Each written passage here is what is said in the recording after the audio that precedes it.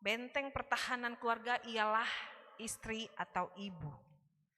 Jadi hari ini saya mau membahas tentang perempuan. Tentang perempuan ya. Hari ini yang beribadah kebetulan banyak perempuan juga. Amin. Benteng pertahanan keluarga ialah istri. Banyak laki-laki yang jadi hebat itu karena punya istri yang kuat, benar? Tetapi banyak laki-laki yang hancur juga karena istri yang lemah dan tidak menjadi benteng pertahanan keluarga. Itu sebabnya yang paling banyak mengikut dan berada di sekeliling Yesus adalah perempuan. Mengapa? Karena perempuan merupakan benteng pertahanan keluarga, maka perempuan menjadi salah satu prioritas harus dipulihkan. Next, di situ ada gambar perempuan membuka topengnya. Pencuri datang hanya di dalam Yohanes ke-10 ayat 10, pencuri datang hanya untuk mencuri, membunuh, dan membinasakan.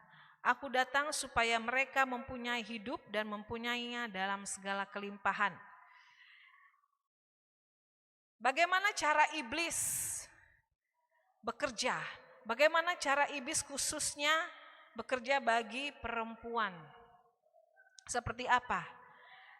Iblis menanamkan rasa lelah, mengambil rasa syukurnya.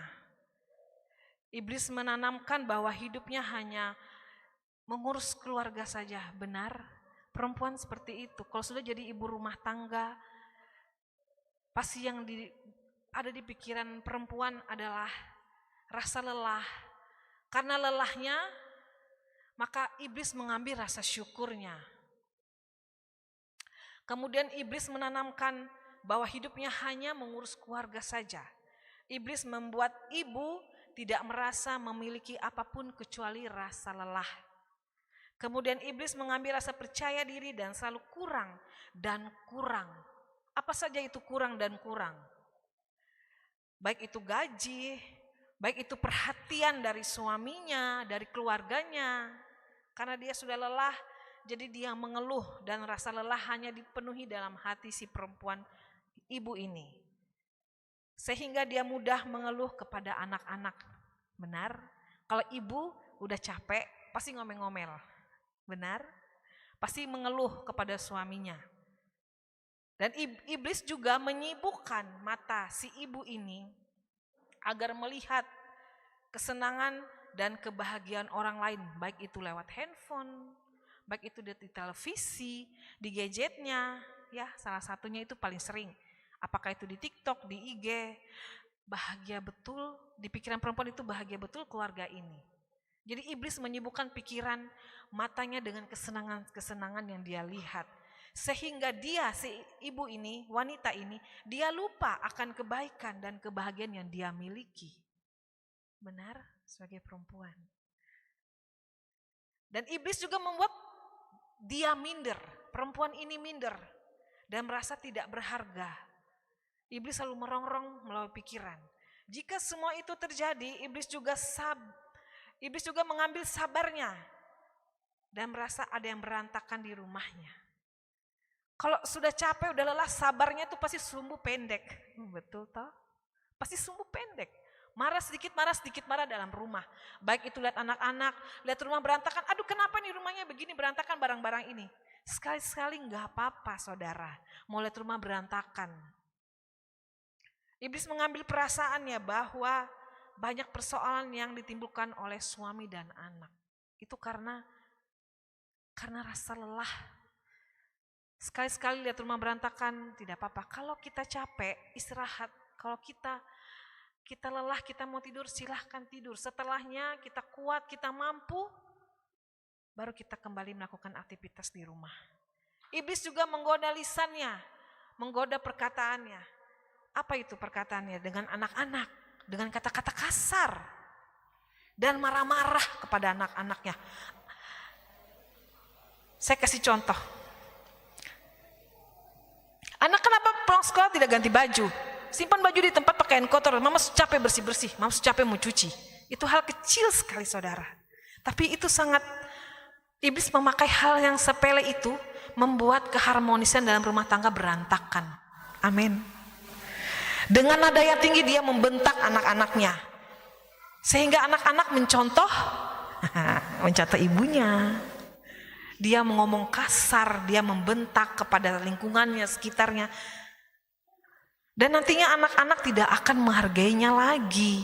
Kalau kita ingin anak-anak kita baik, anak-anak kita menghargai orang tua, kitalah figur mereka di rumah.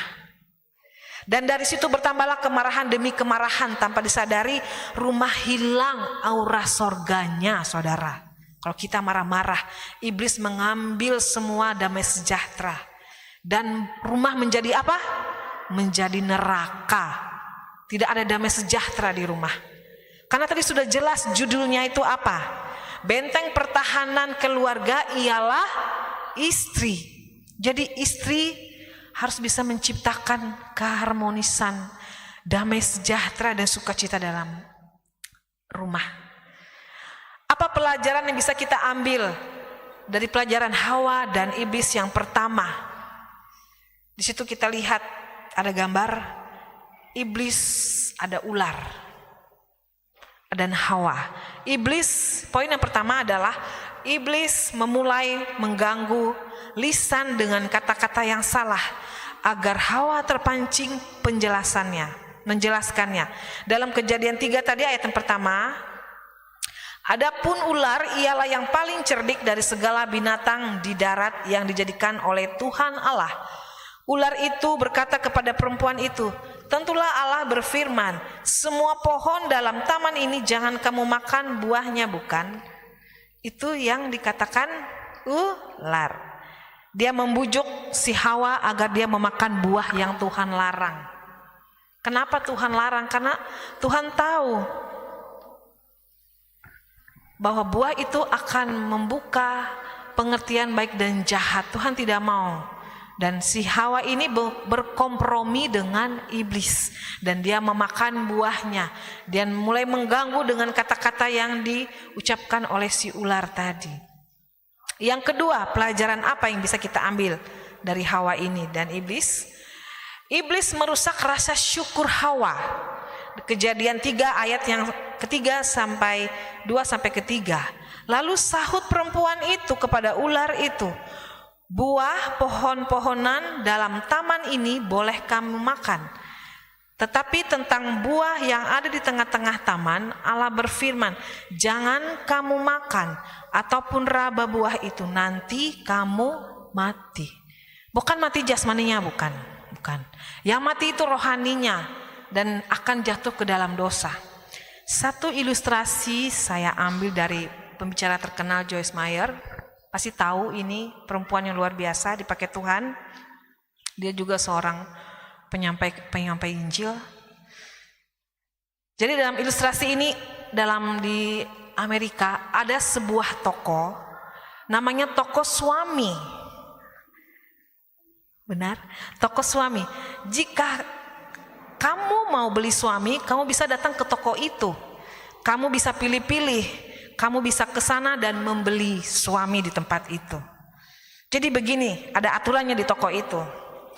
Di toko itu aturannya untuk belanja di toko itu punya 6 lantai. Tapi sekali kamu ada di satu lantai, kamu naik ke lantai berikutnya, kamu gak bisa turun lagi ke lantai sebelumnya, gak boleh turun lagi. Nah, di sini ada 6 lantai, lalu naik ke lantai selanjutnya dan kamu dilarang untuk kembali ke lantai sebelumnya. Jadi tidak seperti lihat semua jenis dan lalu memutuskan dan membeli. Jadi ceritanya ada wanita mau beli suami. Waduh, ini kok wanita mau beli suami di toko. Lalu dia memutuskan untuk membeli. Lantai pertama, pintu pertama dia masuk, ceng-ceng. Dia lihat. Lantai pertama, di situ ditulis di pintunya, suami yang sudah punya penghasilan. Wah, suami yang sudah punya penghasilan luar biasa. Hebat nih. Suami yang berpenghasilan, asik nih, udah kerja, udah mapan. Tapi si perempuan ini kurang puas. Naik lagi dia ke lantai 2. Tahu saudara, lantai kedua itu apa tulisannya? Dia pikir di lantai 2 lebih bagus. Dia naik lagi. Suami berpenghasilan dan suka anak-anak kecil. Wow, luar biasa juga. Lantai kedua ini. Naik lagi lantai ketiga. Tadi 6 lantai kan? Ini baru lantai ketiga. Lantai ketiga itu lebih penasaran lagi nih. Si dia ini, perempuan ini. Suka anak-anak, berpenghasilan luar biasa, dan ganteng. Wah, siapa yang gak mau ini? Semua perempuan pasti matanya udah jeng-jeng gitu ya. Udah sayang anak-anak, penghasilnya bagus, ganteng lagi, ya kan? Tapi dia lebih penasaran nih, dia didorong lagi karena dia selalu penasaran perempuan ini. Dia masih terdorong untuk cari-cari dulu nih, katanya cari-cari dulu. Padahal aturannya apa tadi? Kalau sudah naik ke lantai berikut, tidak boleh turun ke lantai sebelumnya. Lantai keempat. Lantai keempat adalah suami berpenghasilan, suka anak-anak, ganteng, dan apa? Membantu pekerjaan di rumah. Cuci piring. Wow, ibu-ibu yang sudah menikah pasti merasakan ini. Amin. Membantu pekerjaan di rumah, bersih tempat tidur, menyapu rumah, mengepel, semuanya dia bantu. Itu lantai keempat. Tapi perempuan ini karena kurang rasa bersyukurnya, tadi kan poin yang kedua, iblis merusak rasa bersyukur Hawa. Jadi ini contohnya. Karena perempuan ini kurang bersyukur, naik lagi dia ke lantai 5. Wah, ini sudah detik-detik terakhir nih, lantai kelima. Apakah lebih bagus? Lantai kelima dia berpikir lagi. Dia masih penasaran dengan apa itu apa itu di lantai yang berikutnya. Di lantai berikutnya adalah suami berpenghasilan bagus, sayang anak-anak, ganteng, dan apa? Romantis, saudara. Waduh, setiap hari kalau dikasih bunga mawar, kelepek-kelepek gak tuh? Ada yang langsung salting gak? Coba, mungkin mukanya agak merah kayak pakai blush on gitu ya. Tapi perempuan ini kurang bersyukur.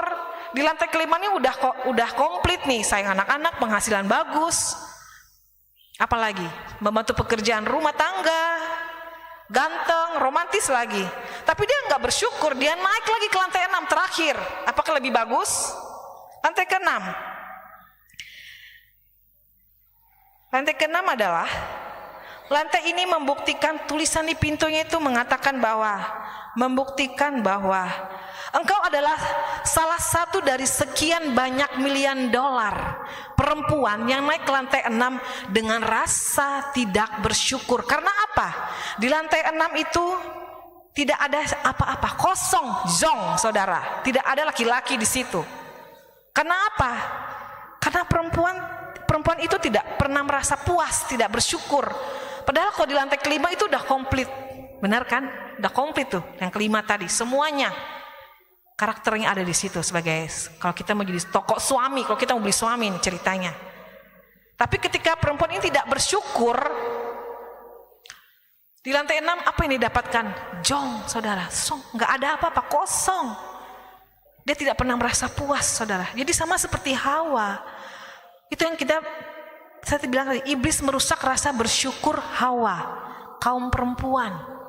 Iblis pakai itu dengan rasa tidak bersyukur dengan apa yang sudah dimiliki. Yang ketiga, bagaimana pelajaran yang bisa kita ambil Hawa dan iblis ini? Iblis memberi garansi dosa. Gimana ya maksudnya garansi dosa? Apa itu maksudnya garansi dosa? Dalam Kejadian 3 ayat yang keempat. Tetapi ular itu berkata kepada perempuan itu, sekali-kali kamu tidak akan mati. Garis bawah itu, saudara. Sekali-kali kamu tidak akan mati. Itu kata iblis. Betul, kita tidak mati secara jasmani, tubuh kita nggak mati. Tapi kita jatuh ke dalam dosa.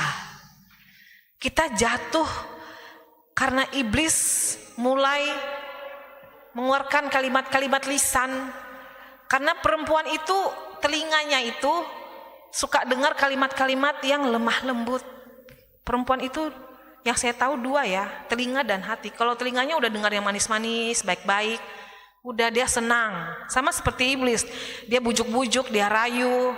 Hawa mendengar, ayo makan buah apel ini enak, segar rasanya dari buah. Padahal banyak buah-buah banyak di taman itu, bukan hanya buah apel aja, saudara.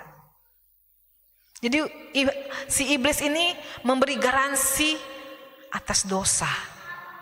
Jadi kalau sebagai perempuan, bagaimana kita boleh menjadi pertahanan, benteng pertahanan dalam rumah tangga kita, dalam keluarga kita. Kita harus hidup takut akan Tuhan. Jangan kita mau dibujuk rayu oleh iblis. Dan jangan mau rasa syukur kita diambil oleh iblis. Amin. Jangan mau rasa syukur itu diambil oleh iblis.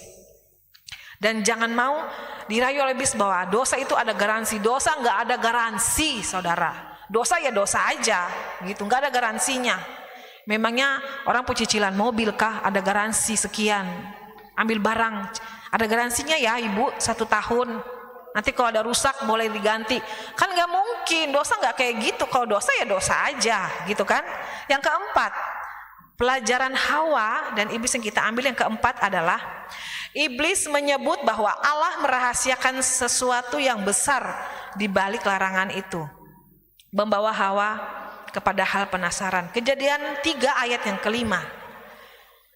Tetapi Allah mengetahui bahwa pada waktu kamu memakannya, matamu akan terbuka dan kamu akan menjadi seperti Allah, tahu tentang yang baik dan yang jahat. Itu alasan Tuhan, saudara. Kenapa Allah melarang untuk si Hawa ini makan buah yang dilarang oleh Tuhan itu? Karena Allah tahu bahwa ketika manusia memakan buah itu, dia akan mengetahui yang baik dan yang jahat. Artinya akan menjadikan diri dia sama seperti Tuhan. Jadi Tuhan tidak mau seperti itu. Jadi iblis menyebut Allah merahasiakan sesuatu yang besar di balik larangan itu. Jadi Hawa penasaran, jadi iblis dengan lisannya dia mengatakan, nanti kamu tidak akan mati, tetap kamu hidup. Itu kata iblis, garansi dosa tadi. Tetapi kalau Tuhan mengatakan tidak boleh makan, kita harus nurut apa kata Tuhan. Amin. Sebagai perempuan, kita tidak boleh kalah. Kita harus kuat. Yang kelima, pelajaran apa yang bisa kita ambil agar kita menjadi benteng pertahanan, perempuan menjadi benteng pertahanan. Godaan dari mata Tuhan turun ke hati. Garis bawahi melihat dan menarik hati. Kejadian ayat 3 ayat 6. Perempuan itu melihat bahwa buah pohon itu baik untuk dimakan dan sedap kelihatannya. Lagi pula pohon itu menarik hati karena memberi pengertian. Lalu ia mengambil dari buahnya dan dimakannya dan memberikannya juga kepada suaminya yang bersama-sama dengan dia. Dan suaminya pun memakannya. Nah, dikatakan di situ garis bawahi melihat dan menarik hati. Jadi di tengah-tengah itu, di Taman Eden itu, pohon apel itu menarik perhatian Hawa. Dengan warna yang segar, warna merah, enak dimakan. Dari iblis mulai menggoda si Hawa. Dan ketika iblis melihat dari mata turun ke hati ingin memakannya, maka si Hawa pun tidak tahan dan penasaran untuk memakannya. Ketika dia memakannya, dia pun memberikan kepada suaminya dan mereka pun jatuh ke dalam dosa. Mereka sadar apa yang mereka perbuat itu sudah salah. Ya. Sebagai wanita, agar menjadi gerbang pertahanan keluarga, ini penting, saudara. Yang pertama, kuat berdoa. Dalam Matius 26 ayat yang ke-41. Berjaga-jagalah dan berdoalah supaya kamu jangan jatuh ke dalam pencobaan. Roh memang penurut tetapi daging lemah. Benar? Roh memang penurut tapi daging lemah. Pelajaran yang kita dengar tadi ilustrasi. Ada 6 lantai tentang toko suami. Dia penasaran. Rohnya dia kuat, tapi dagingnya lemah karena ingin penasaran, ingin tahu apa yang ada di lantai berikut, apakah lebih baik, tetapi ternyata karena dia tidak bersyukur, maka dia tidak mendapatkan apa-apa. Jadi bagaimana agar wanita menjadi gerbang pertahanan keluarga itu? Kuat berdoa, saudara, Bapak Ibu terkasih. Perempuan harus kuat berdoa, wanita harus kuat berdoa, dalam doa itu harus kuat. Terlepas dari suami sibuk, kita sudah capek juga ngurus anak-anak, sempatkan waktu untuk kita berdoa, karena berdoa itu penting. Kalau kita tidak berdoa, bagaimana kita bisa komunikasi langsung dengan Tuhan Yesus? Amin. Kita harus kuat berdoa. Ingat itu ya, wanita-wanita, jangan malas berdoa, harus rajin berdoa. Tuhan tuh gak penting berdoa yang bertele-tele. Tuhan tuh tahu isi hati kita sebenarnya, tapi Tuhan mau kita yang langsung bicara sama Dia. Tuhan mau menjadikan kita ini sahabatnya. Jangan jadikan Tuhan itu jauh, tapi jadikan Tuhan itu dekat dalam hati. Jadikan doa itu nafas hidup, saudara, seperti bernyanyi. Kalau Bapak Ibu Saudara tahu, kalau orang Yahudi itu kan kalau di tembok ratapan itu, mereka baca firman Tuhan aja mereka kayak orang bernyanyi. Sambil goyang-goyangkan kepalanya begitu di tembok ratapan. Mereka bernyanyi. Firman Tuhan tuh dibaca, tapi dengan nada-nada pujian. Nah gitu, kita berdoa, kita sampaikan apa yang Tuhan tuh tahu isi hati kita, tapi Tuhan mau kita yang langsung bicara sama Tuhan. Yang kedua, sebagai wanita agar menjadi gerbang pertahanan keluarga, itu yang kedua adalah kuat dalam firman. Lukas 10 ayat yang ke-42. Tetapi hanya satu saja yang perlu. Maria telah memilih bagian yang terbaik, yang tidak akan diambil daripadanya. Apa yang terbaik bagian dari Maria? Bagian terbaik Maria melebihi Marta yang sibuk menjamu. Maria memilih mendengar Tuhan bicara, yaitu firman hidup. Jadi Maria ini lebih memilih, dia mendengarkan firman Tuhan dalam hidupnya. Dia ketika ada persekutuan, dia duduk datang ke persekutuan itu. Pada kala itu Maria memilih untuk mendengarkan firman, karena firman itu hidup, saudara. Ketika firman itu diperkatakan melalui mulut, dia hidup, saudara. Perkataan iman, itu namanya perkataan iman. Jadi kuat dalam firman. Jadi wanita agar menjadi gerbang pertahanan keluarga itu kuat dalam firman. Baca firman Tuhan, gak perlu banyak, 1-2 ayat itu udah cukup. Yang penting beriman. Seperti Maria ini, dia mengambil hal yang luar biasa, saudara. Dia memilih mendengar Tuhan bicara. Jadi ketika kita membaca firman, itulah firman yang dari Tuhan. Firman itu surat cintanya Tuhan Yesus buat kita, benar gak? Tuhan Yesus memberikan surat cintanya itu buat kita, yaitu firman Tuhan. Karena firman itu hidup. Amin.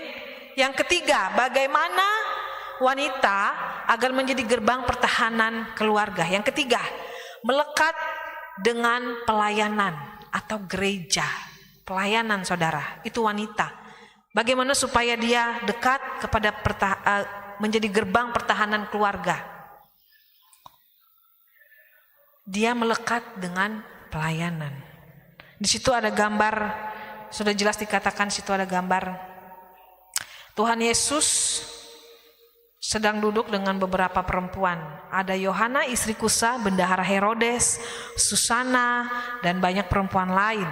Perempuan-perempuan itu melayani rombongan itu dengan kekayaan mereka. Itu dalam Lukas yang ke-8 ayat yang ke-3. Kemudian Yohanes 20 ayat 1, pada hari pertama minggu ini, pagi-pagi benar ketika hari masih gelap, pergilah Maria Magdalena ke kubur itu, dan ia melihat bahwa batu telah diambil dari kubur itu. Yohanes 4 ayat 39.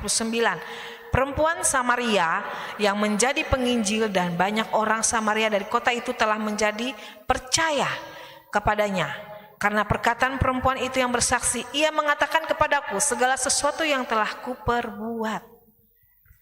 Bagaimana wanita agar menjadi gerbang pertahanan keluarga? Yang ketiga ini adalah kuat melekat kepada pelayanan gereja.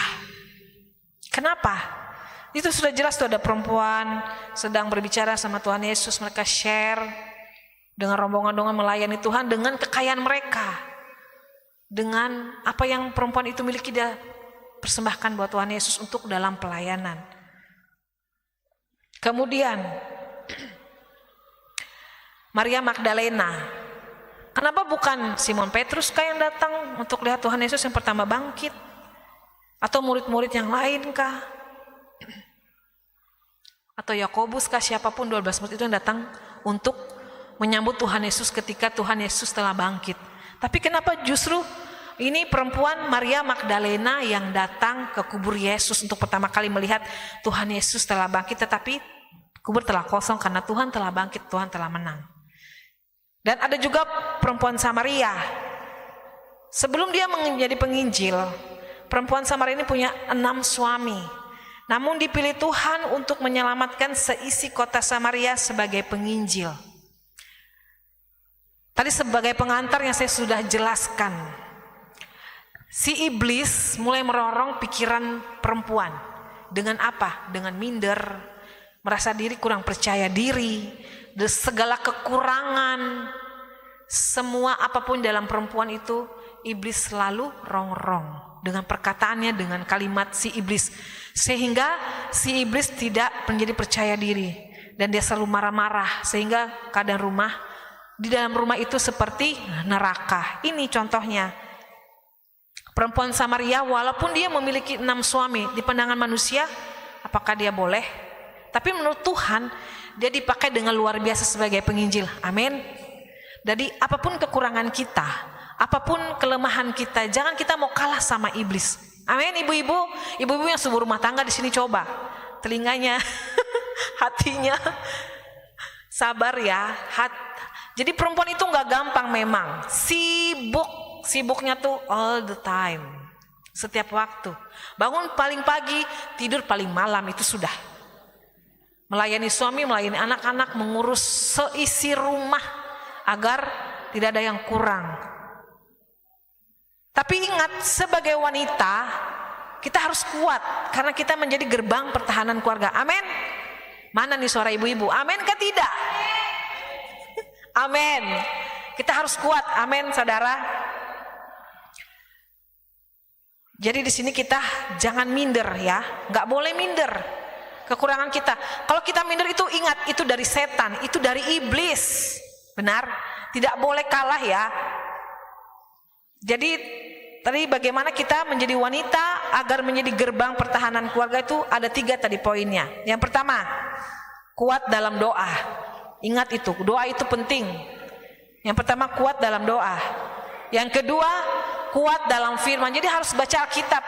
Enggak perlu 1 Alkitab, tapi 1-2 ayat itu udah cukup. Yang penting kita baca itu 1 hari itu ada gitu. Agar kita menjadi wanita, menjadi gerbang pertahanan keluarga. Yang ketiga, kuat melekat dalam pelayanan. Amin. Sebagai penutup, sudah lega ya. Sebagai penutup, ibu-ibu yang sudah dengar mungkin telinga panas kah belum? Penutup, pengalaman Hawa dan iblis tidak hanya terjadi bagi para wanita saja, namun kaum pria pun mengalami godaan yang sama. Bagi para wanita, ayo sadari, kita memiliki peran yang penting. Wanita-wanita di sini ada banyak nih, lebih banyak dari pria. Ayo sebagai wanita sadari bahwa kita nih peran penting dalam rumah tangga. Kita sangat penting dalam menjadi gerbang pertahanan dalam keluarga kita. Bagi kaum pria juga nggak boleh kalah.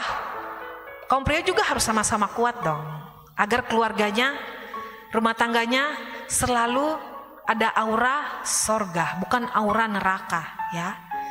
Bagi kaum pria jangan kalah dengan kaum wanita.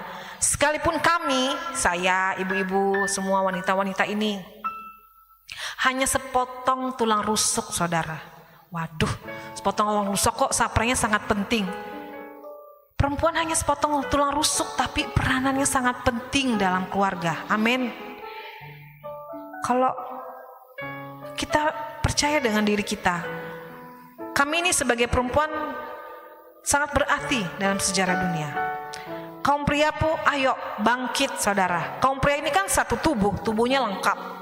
Kami wanita nih hanya sepotong, tetapi kami mempunyai peranan penting juga.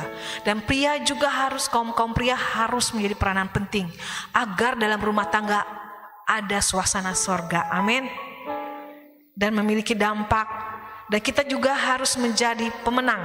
Kaum pria, ayo bangkit jadi pemenang. Kaum wanita, ayo bangkit, jadilah pemenang. Jangan kalah dengan bisikan-bisikan iblis, agar membawa dampak bagi dunia dan bangsa-bangsa.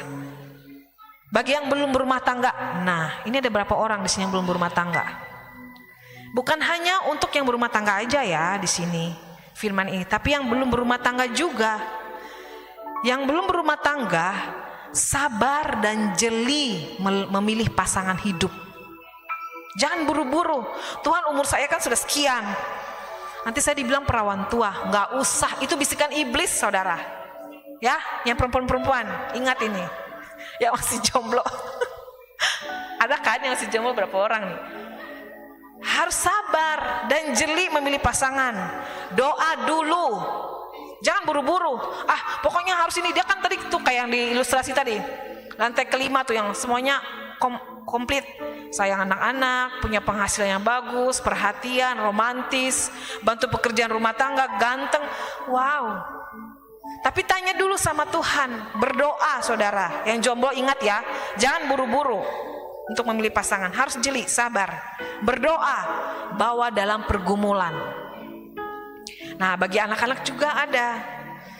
Bagi anak-anak yang masih sekolah, masih remaja, jangan memikirkan hal-hal dewasa seperti pacaran salah satunya gitu ya. Pacaran dan lain-lain. Fokus belajar dulu.